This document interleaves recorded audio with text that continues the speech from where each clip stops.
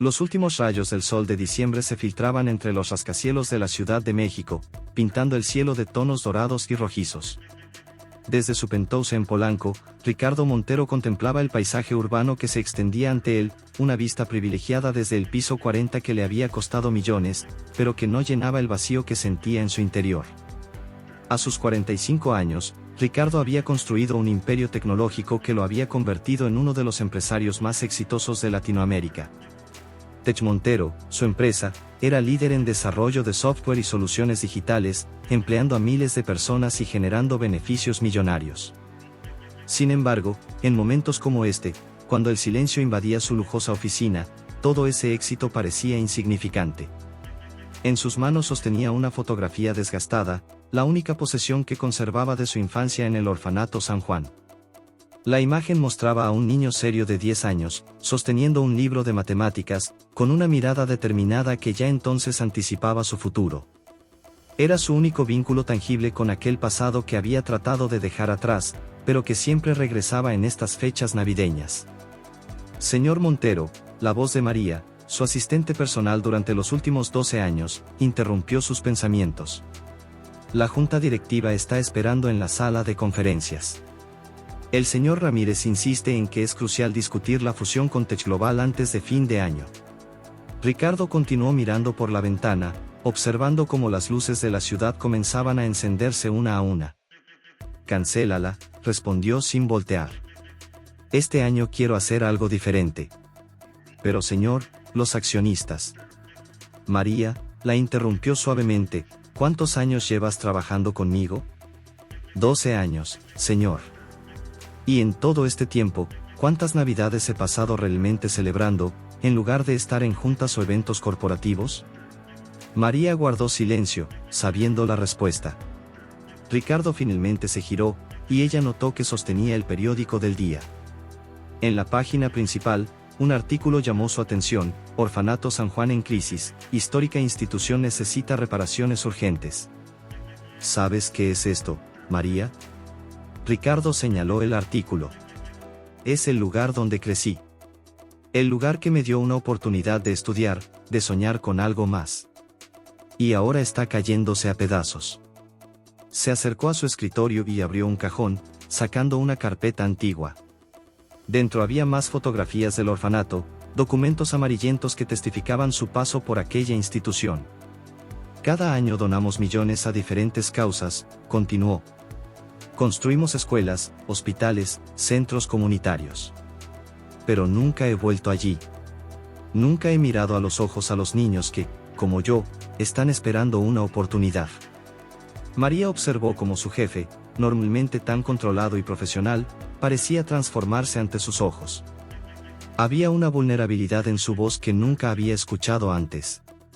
Cancela todas mis reuniones hasta Año Nuevo, decidió Ricardo. Y contacta al orfanato. Quiero organizar algo especial para los niños. No solo regalos o dinero, quiero estar allí personalmente. Por supuesto, señor. ¿Algo más? Ricardo miró nuevamente la fotografía en sus manos. Sí. Busca información sobre el estado actual del orfanato. Quiero saber todo: cuántos niños hay, qué necesitan, quién está a cargo ahora. Y María, averigua si queda alguien del personal de hace 30 años. Cuando su asistente salió, Ricardo volvió a la ventana.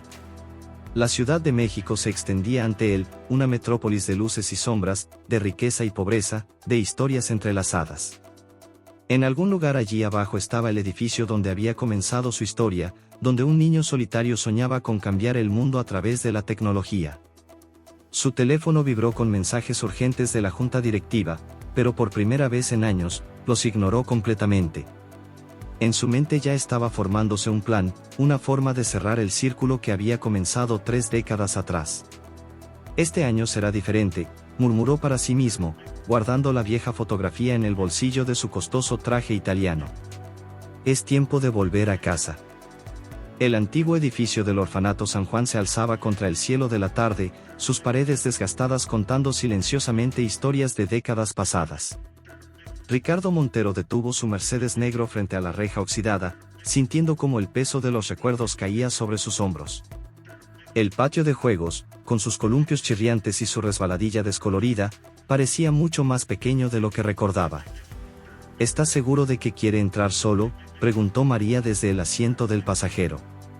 En el maletero del auto descansaban docenas de regalos cuidadosamente envueltos, solo la primera parte de lo planificado. Sí, respondió Ricardo, sin apartar la vista del edificio. Esto es algo que necesito hacer por mi cuenta. Al salir del auto, el aire fresco de diciembre le golpeó el rostro, trayendo consigo fragancias familiares, el aroma de los árboles viejos del patio, el olor a tierra húmeda, la esencia inconfundible de su infancia. Los mismos olores, las mismas sensaciones, pero ahora él era un hombre diferente, alguien con el poder de cambiar las cosas. En la entrada lo recibió Carmen Ruiz, una mujer de unos 60 años con ojos bondadosos y cabello plateado perfectamente peinado. Como directora del orfanato durante los últimos 30 años, había visto pasar a cientos de niños por esas puertas, aunque no recordaba a Ricardo de su época. Señor Montero, es un honor tenerlo aquí, sonrió ella, extendiendo su mano. Cuando recibimos la llamada de su oficina, apenas podíamos creerlo. El vestíbulo olía a pino, un pequeño árbol de Navidad artificial decorado con adornos hechos a mano se erguía en una esquina. Ricardo reconoció la tradición. Cada año, los niños creaban sus propios ornamentos con lo que podían encontrar. Por favor, permítame mostrarle las instalaciones, ofreció Carmen, pero Ricardo la interrumpió suavemente. Aunque parezca extraño, conozco cada rincón de este lugar. Pero sí, me gustaría ver cómo ha cambiado. Caminaron lentamente por los pasillos, y cada paso era un viaje en el tiempo para Ricardo. Allí estaba el comedor donde siempre se sentaba junto a la ventana para leer durante el almuerzo. La biblioteca, su refugio, donde pasó incontables horas estudiando todo lo que podía encontrar sobre computadoras y programación. Actualmente tenemos 45 niños, explicaba Carmen mientras caminaban. Edades entre 3 y 16 años. Las condiciones no son ideales, pero hacemos lo que podemos. Su voz fue interrumpida por risas infantiles provenientes de la sala de estudio. Ricardo se detuvo en la puerta entreabierta. Dentro, un grupo de niños jugaba con un juego de mesa desgastado, otros dibujaban en una mesa, algunos leían en los rincones. Y entonces lo vio. Un niño solitario sentado junto a la ventana, absorto en un libro. Algo en su postura, en la forma en que se mantenía apartado de los demás, hizo que Ricardo se quedara inmóvil. El cabello oscuro caía sobre su frente, sus dedos delgados aferraban el libro con determinación. Ah, ese es Manuel, dijo Carmen en voz baja, notando su mirada. Un niño brillante. Especialmente en matemáticas y ciencias. Como si sintiera que hablaban de él, el niño levantó la vista del libro. Sus ojos se encontraron con los de Ricardo, y por un momento el tiempo pareció detenerse.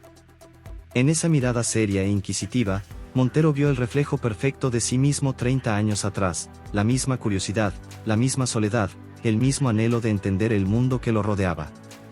¿Cuántos años tiene?, preguntó Ricardo, sin apartar la mirada del niño. 10.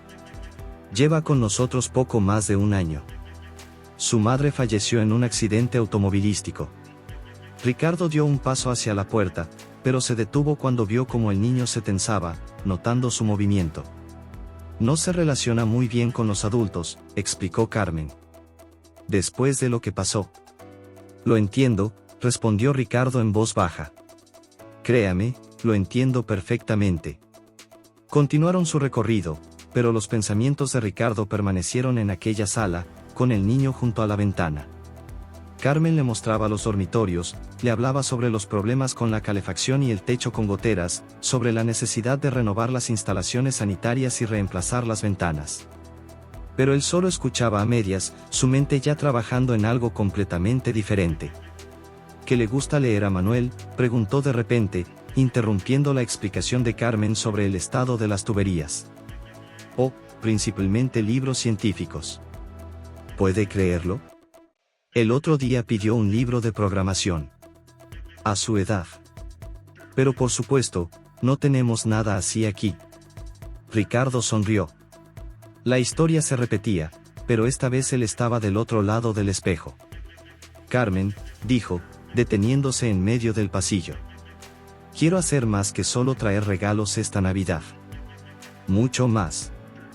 El sol de la mañana se filtraba a través de las viejas cortinas de la biblioteca del Orfanato San Juan, creando patrones de luz sobre las mesas de madera desgastadas. Ricardo observaba a Manuel mientras el niño se concentraba en resolver un problema matemático. Había pasado una semana desde su primera visita, y cada día encontraba tiempo para venir, construyendo lentamente un puente de confianza entre él y el pequeño. «Esto no está bien», murmuró Manuel, frunciendo el ceño sobre su cuaderno. «Algo no cuadra». Ricardo sonrió, reconociendo en esa concentración su propio reflejo. «Intenta verlo desde otra perspectiva. A veces la solución está donde menos la esperamos».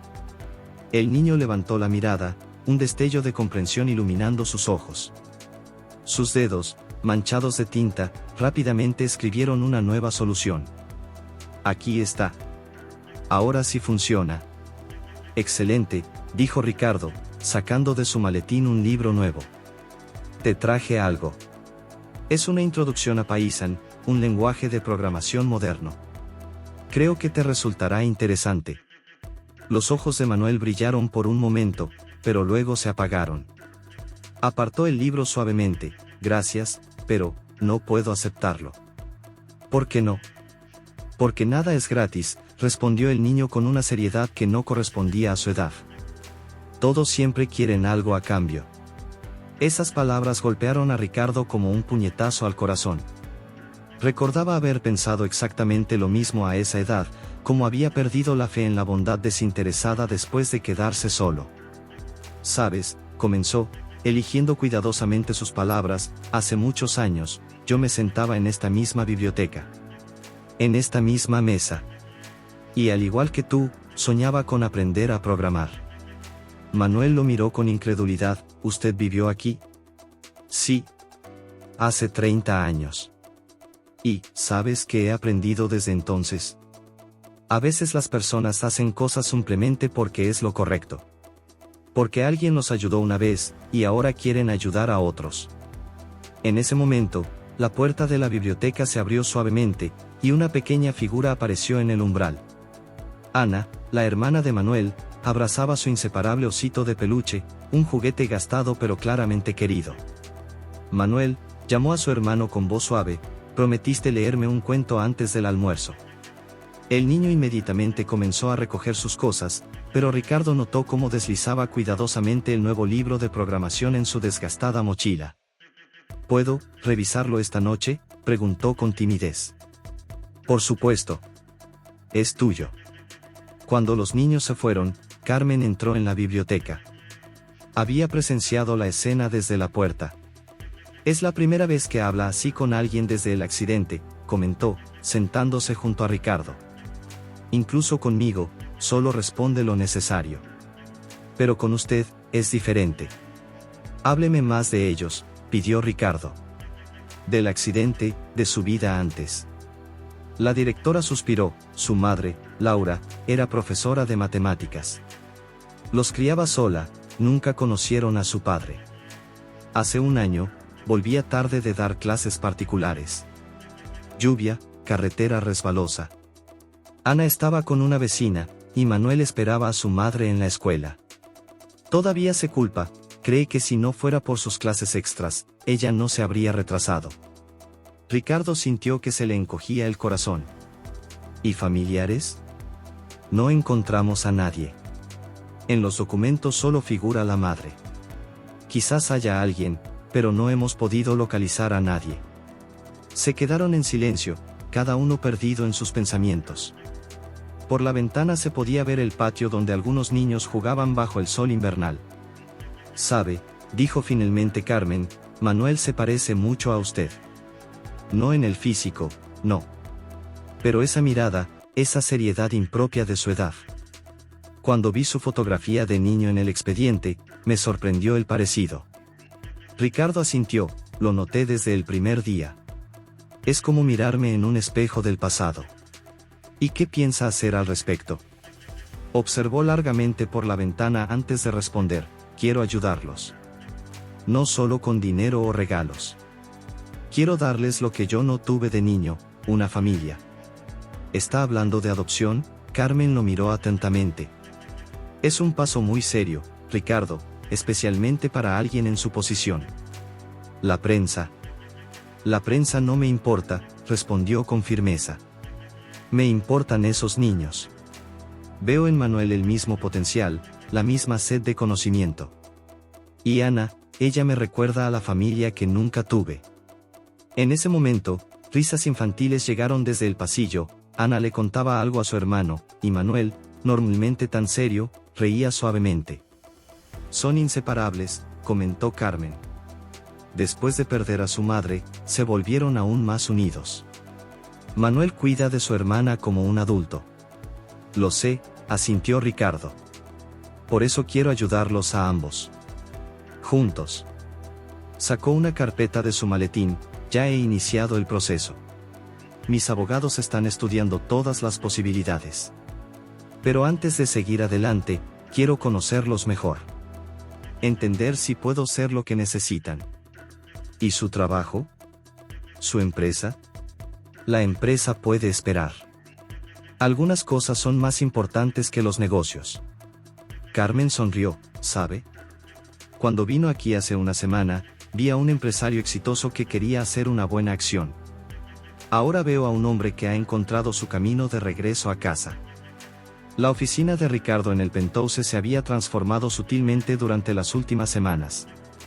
Entre los documentos corporativos y reportes financieros, ahora se encontraban dibujos infantiles, las coloridas creaciones de Ana y los precisos diagramas técnicos de Manuel. En las 2 semanas transcurridas desde su primera visita al orfanato, estos niños habían comenzado a llenar un vacío en su vida que ni siquiera sabía que existía. Los documentos están casi listos, informaba María, organizando carpetas sobre el escritorio. Pero hay varios aspectos que debe considerar, señor Montero. Ricardo apartó la mirada del último dibujo de Ana, un castillo fantástico con arcoíris. ¿Qué aspectos? En primer lugar, la prensa ya está especulando. Sus visitas regulares al orfanato no han pasado desapercibidas. Los periodistas están haciendo preguntas. Que pregunten, respondió Ricardo encogiéndose de hombros. No tengo intención de ocultar mis planes. No es solo eso, María se sentó en la silla frente a él. El consejo directivo está preocupado. Creen que una adopción podría distraerlo de la gestión de la empresa. ¿Y tú qué piensas?, preguntó inesperadamente. María dudó por un momento, pero luego levantó la mirada con determinación. Pienso que por primera vez en 12 años lo veo verdaderamente vivo. Pero como su asistente, debo advertirle que no será fácil. En ese momento, Jorge, el director financiero y viejo amigo de Ricardo, entró sin llamar a la puerta. Ricardo, tenemos que hablar, sostenía en sus manos la última edición de Negocios Hoy. ¿Has visto esto? En la primera página se leía el titular: ¿El millonario Ricardo Montero planea adoptar niños del orfanato? ¿Genuina caridad o estrategia publicitaria? Ya empezó, suspiró María. Ricardo tomó el periódico y lo hojeó rápidamente. Los periodistas ya habían descubierto la historia de Manuel y Ana, escribían sobre la trágica muerte de su madre, especulaban sobre los motivos de Montero. ¿Qué vamos a hacer?, preguntó Jorge. ¿Deberíamos emitir un comunicado oficial? O tal vez. No, lo interrumpió Ricardo.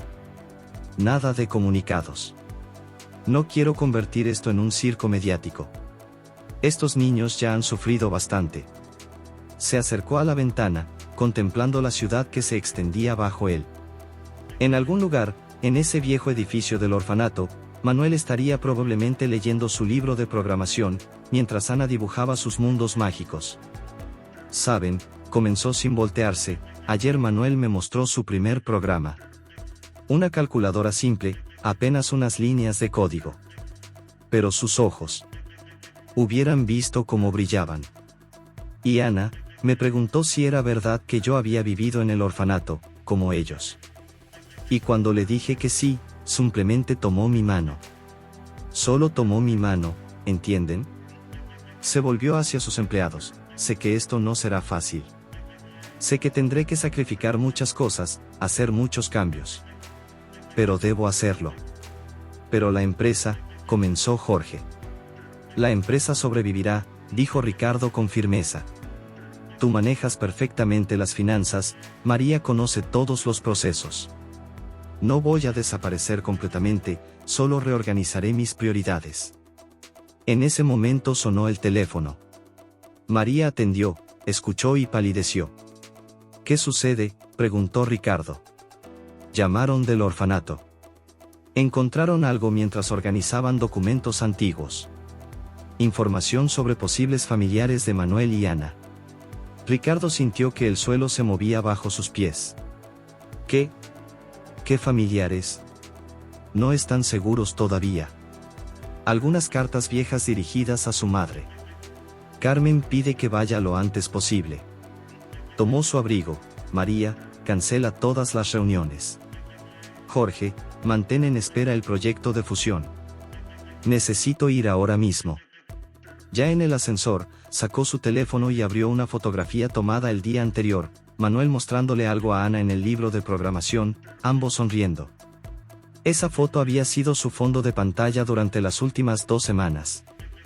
Por favor, susurró mirando los rostros felices de los niños, que todo salga bien. El auto lo esperaba en la entrada.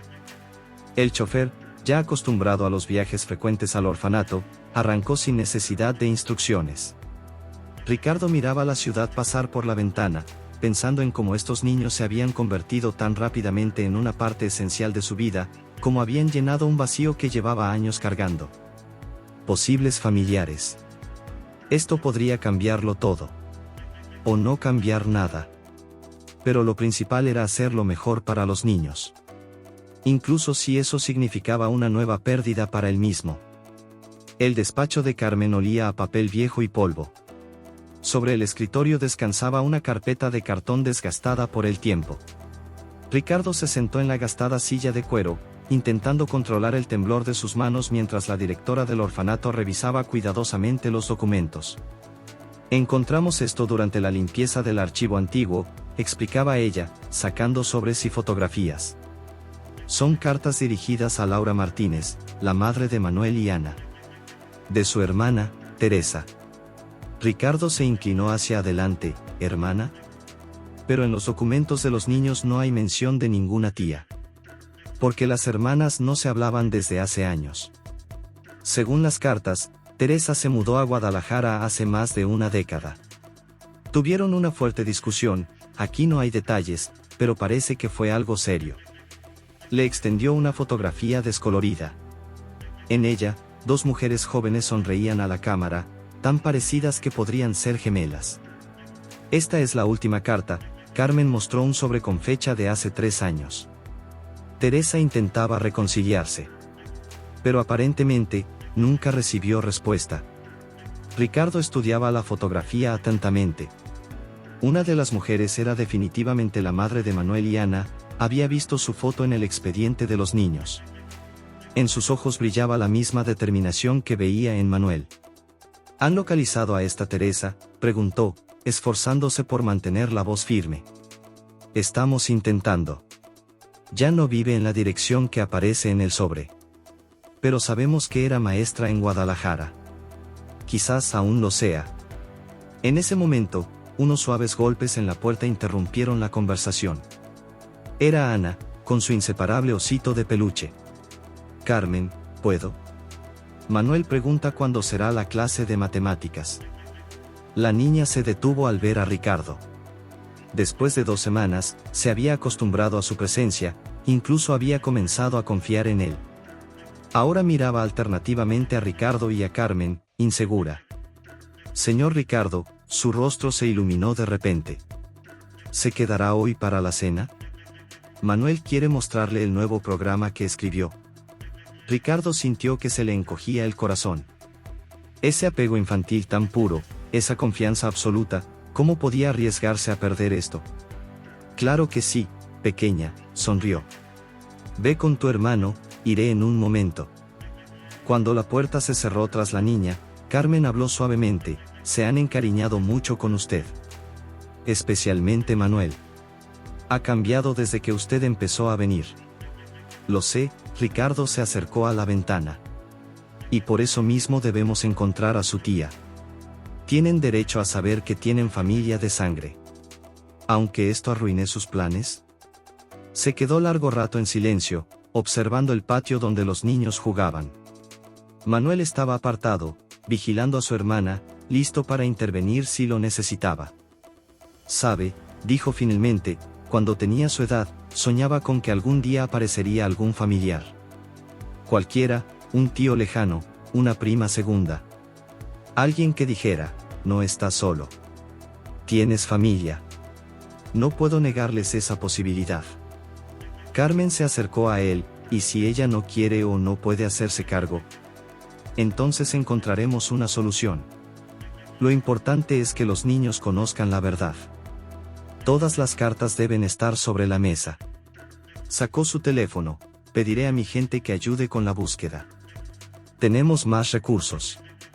Mientras daba instrucciones, Ana volvió a asomarse, esta vez con Manuel. El niño sostenía su laptop, regalo de Ricardo. «¿Puedo?», preguntó tímidamente. Quería mostrarle. Por supuesto, Ricardo se sentó, haciendo espacio a su lado. «Muéstrame». Manuel abrió la computadora, sus dedos volando sobre el teclado. En la pantalla apareció su código, un juego simple que había creado por sí mismo. Sus ojos brillaban de orgullo y deseo de compartir su logro. «Mire, aquí se puede mover el personaje, y recolecta estrellas. Lo hice para Ana, para que ella también pudiera jugar».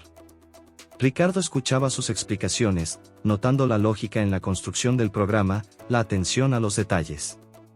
A sus 10 años, Manuel ya mostraba una comprensión asombrosa de los principios de programación. «Es excelente», lo elogió sinceramente. «Tienes mucho talento». El niño sonrió, pero inmediatamente frunció el ceño. «¿Usted vendrá mañana? ¿Y pasado mañana también?». En su voz se notaba la inseguridad, el miedo a la pérdida, que Ricardo comprendía demasiado bien. Miró a Carmen, quien asintió levemente. «Por supuesto que vendré», afirmó con firmeza. «Siempre vendré. Lo prometo». Al salir del despacho de la directora una hora después, se detuvo. «Deme copias de las cartas. Quiero entender mejor qué pasó entre las hermanas. Tal vez nos ayude a encontrar la manera correcta de acercarnos a Teresa». Por supuesto, Carmen le entregó la carpeta. «Solo, tenga cuidado. A veces el pasado esconde más dolor del que esperamos». Ricardo asintió y salió al atardecer invernal. En el bolsillo de su abrigo llevaba las cartas que podrían cambiar el destino de 3 personas, el suyo propio y el de 2 niños que se habían vuelto más importantes para él que cualquier otra cosa en el mundo. Teresa Martínez resultó ser sorprendentemente parecida a su hermana fallecida. El mismo cabello oscuro, los mismos ojos expresivos, hasta la misma forma de moverse. Sentada en la oficina de Ricardo, sujetaba con fuerza una taza de café sin tocar, intentando procesar todo lo que acababa de escuchar. «Entonces Laura, ya no está», su voz temblaba. «¿Y los niños, todo este tiempo han estado en un orfanato? ¿Por qué nadie me encontró antes?». Ricardo la observaba desde el otro lado de su imponente escritorio de caoba. En los documentos de Laura no había información sobre ningún familiar. Solo el hallazgo casual de esas viejas cartas nos permitió saber de su existencia. «Dios mío», susurró ella, cubriéndose el rostro con las manos. «No nos hablamos durante años por una discusión estúpida. Intenté escribirle, pero nunca respondió. Y ahora». A través de los ventanales, la ciudad se extendía bajo el cielo invernal. Había pasado una semana desde que el equipo de Ricardo localizó a Teresa en Guadalajara, donde enseñaba literatura en una escuela secundaria. Una mujer solitaria que había dedicado su vida a educar a los hijos de otros, sin saber que sus propios sobrinos la necesitaban. «Quiero verlos», dijo repentinamente con determinación. «Ahora mismo». Por supuesto, Ricardo presionó el intercomunicador. «María, ¿está listo el auto?». «Sí, señor Montero». «Espera abajo».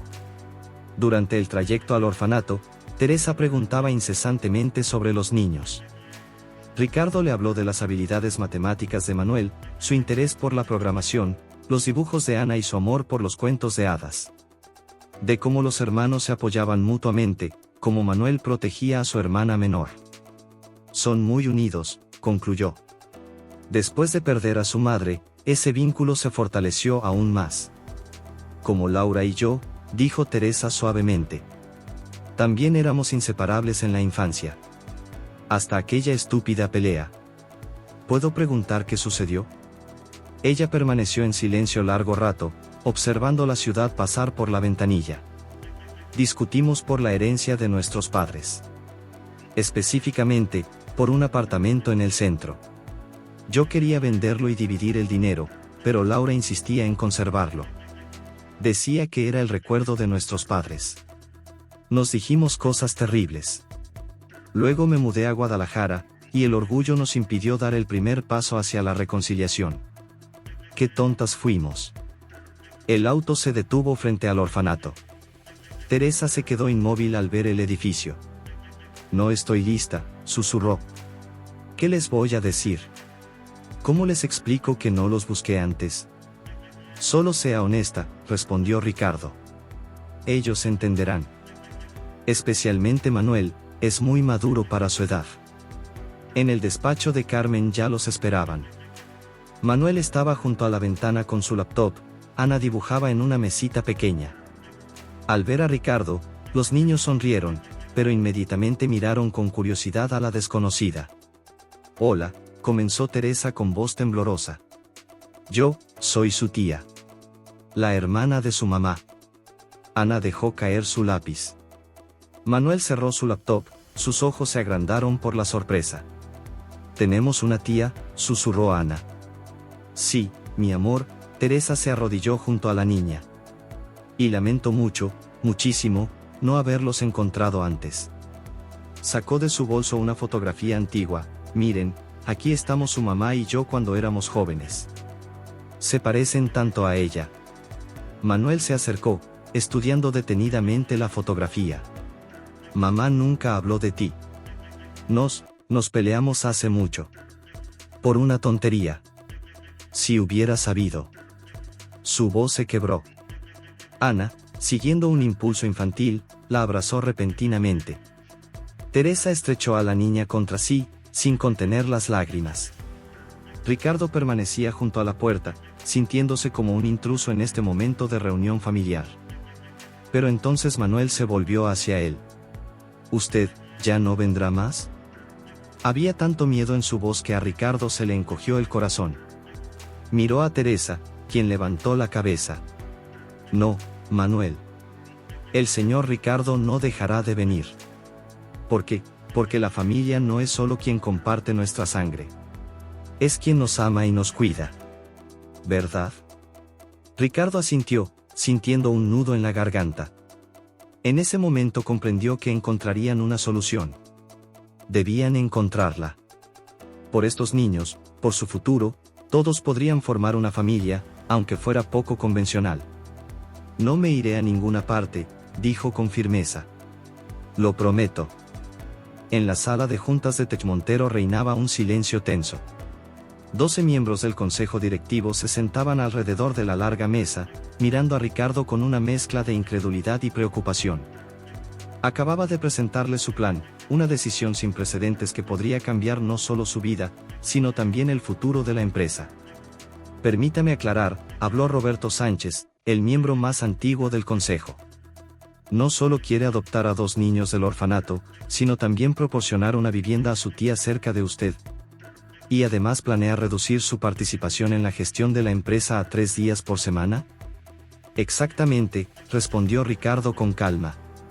Ya he comprado un apartamento para Teresa en el edificio contiguo. Ha aceptado transferirse a una escuela aquí en la ciudad.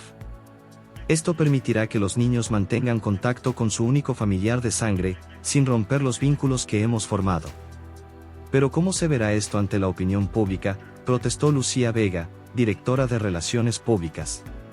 Los periodistas ya están construyendo teorías conspirativas. Unos dicen que es una estrategia publicitaria, otros investigan su reputación. No me interesa la opinión de los periodistas, la interrumpió Ricardo bruscamente. Estamos hablando de la vida de 2 niños que ya han sufrido bastante. Y no permitiré que esto se convierta en un circo mediático. En ese momento, la puerta de la sala se abrió y entró María con una carpeta de documentos. La colocó frente a Ricardo y susurró: llamaron del orfanato. Manuel ha escrito un nuevo programa. Está muy ansioso por mostrárselo. Ricardo sonrió, notando cómo se suavizaban las expresiones de algunos miembros del consejo. Ya se habían acostumbrado a que su director general interrumpiera reuniones importantes por los niños. Señores, se puso de pie, mirando a todos los presentes. Construí esta empresa desde cero. La convertí en líder del mercado. Y seguiré dirigiéndola, pero ahora bajo mis condiciones. Porque finalmente he entendido que es verdaderamente importante en la vida. Sacó de la carpeta una fotografía tomada la semana anterior.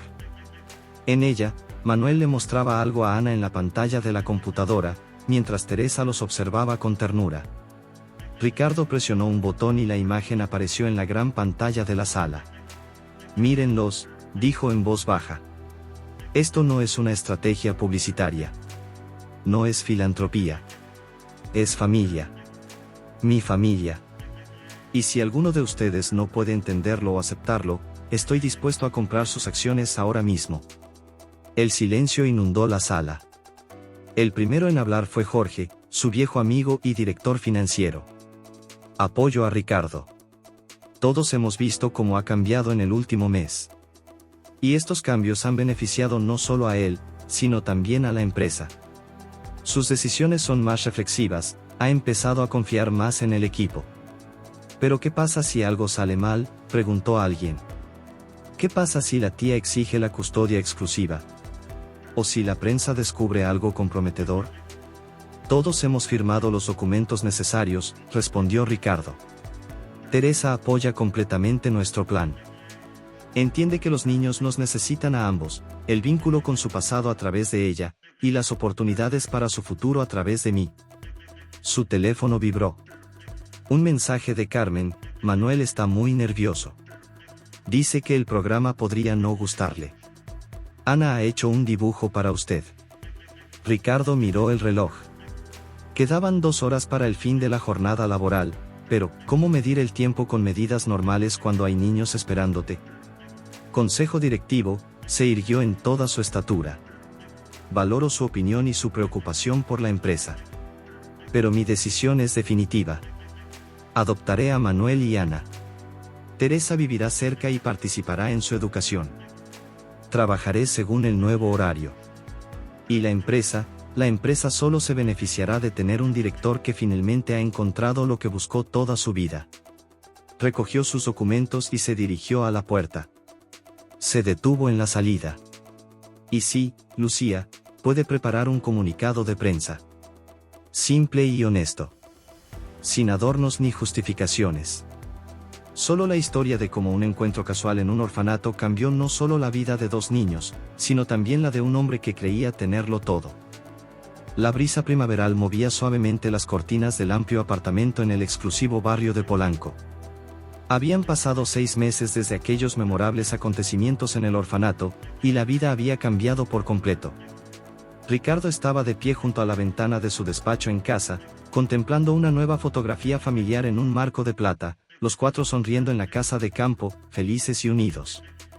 Papá, la voz alegre de Ana resonó en el pasillo. Tía Teresa está aquí. Trajo su famosa torta de chocolate. Ricardo sonrió. Cada domingo ahora comenzaba con un desayuno familiar. Teresa, que vivía en el piso de abajo, llegaba temprano trayendo sus deliciosos postres caseros. Los niños adoraban estos momentos cuando toda su peculiar familia se reunía. Papá, ¿puedo mostrarle a la tía mi nuevo programa? Manuel asomó la cabeza por la puerta del despacho, abrazando su laptop. Agregué nuevas funciones al proyecto educativo. Claro, hijo. Pero primero desayunemos todos juntos. En la espaciosa cocina-comedor, Teresa ya estaba colocando los platos. Su presencia había traído un calor especial a sus vidas, compartía historias sobre la madre de los niños, mantenía vivas las tradiciones familiares, ayudaba a preservar la conexión con el pasado. Ricardo, comenzó ella, pero él la interrumpió suavemente. Teresa, Acordamos que nada de formalidades. Somos familia. Ella sonrió. Perdón, aún no me acostumbro. ¿Sabes? Laura estaría orgullosa de cómo están creciendo sus hijos.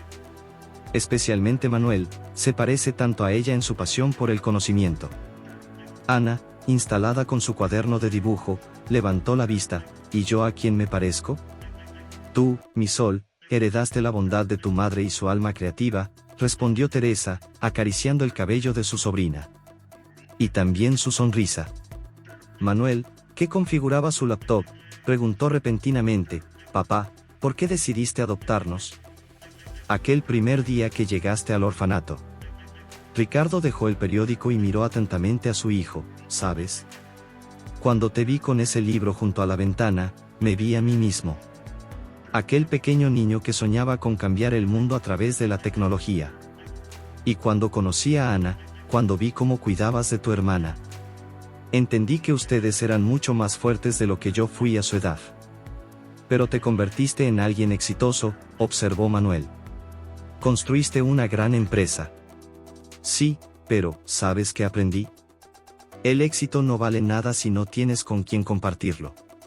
Todos esos años pensé que estaba construyendo un imperio, cuando en realidad estaba buscando una familia. Teresa sirvió la torta, y yo agradezco al destino por esta oportunidad de corregir los errores del pasado. ¿Saben, niños? Su madre intentó enseñarme algo importante, que la familia es más valiosa que cualquier orgullo o ambición. Lástima que lo entendí tan tarde. Pero estás aquí ahora, Ana abrazó a su tía. Y papá está aquí. Y Manuel ya no es tan serio. No es cierto, protestó su hermano, pero sus ojos sonreían. Ricardo observaba la escena, sintiendo cómo se le llenaba el corazón.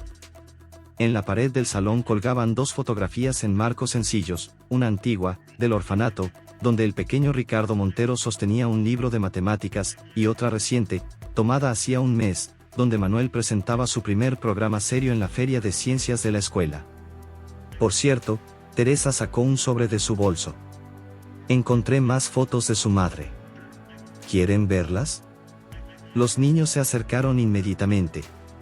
Ricardo observaba cómo repasaban las fotografías juntos, cómo Teresa contaba historias del pasado, cómo Ana encontraba parecidos con su madre en cada imagen, y Manuel escuchaba atentamente, absorbiendo cada palabra.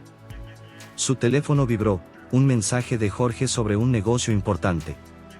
Pero por primera vez en su vida, el trabajo podía esperar. Aquí y ahora estaba sucediendo algo más importante, el simple milagro de un domingo familiar. Papá, llamó Manuel. ¿Podemos ir todos juntos al parque hoy? Quiero mostrarle a Ana cómo funciona mi nuevo programa de identificación de aves. Y la tía Teresa prometió contarnos cuáles eran las aves favoritas de mamá. Por supuesto, sonrió Ricardo. Es una excelente idea. Miró por la ventana, donde el sol primaveral bañaba la ciudad con una luz cálida. El círculo se había cerrado. El pequeño niño del orfanato había crecido y encontrado su familia. No una convencional, sino una especial. Una familia donde se entrelazaban el pasado y el presente, donde el amor había resultado más fuerte que las circunstancias, donde cada uno había encontrado lo que buscaba, un hogar, comprensión, aceptación. ¿Saben qué?, dijo, dirigiéndose a todos. Tomemos una nueva foto familiar. Ahora mismo. Porque a veces la felicidad necesita ser capturada y preservada.